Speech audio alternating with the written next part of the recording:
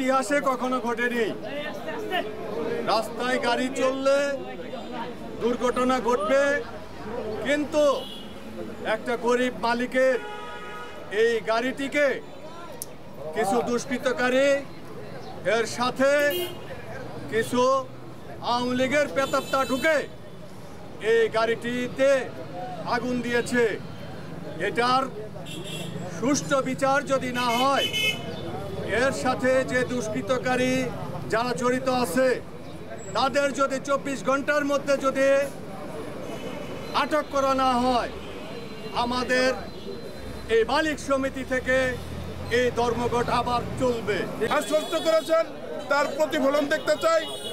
আমরা যাতে 24 ঘন্টার মধ্যে দোষী ব্যক্তিদের আইনের আওতায় এনে দৃষ্টান্ত স্থাপন করতে হবে, এই দাবি রেখে আজকের এখানে যারা উপস্থিত হয়েছেন সাংবাদিক ভাইয়েরা, শ্রমিক ভাইয়েরা, সকলকে রাস্তা সঠিক চলাচলের পরিবেশ নিশ্চিত করার আহ্বান জানিয়ে আমি আমার বক্তব্য শেষ করছি।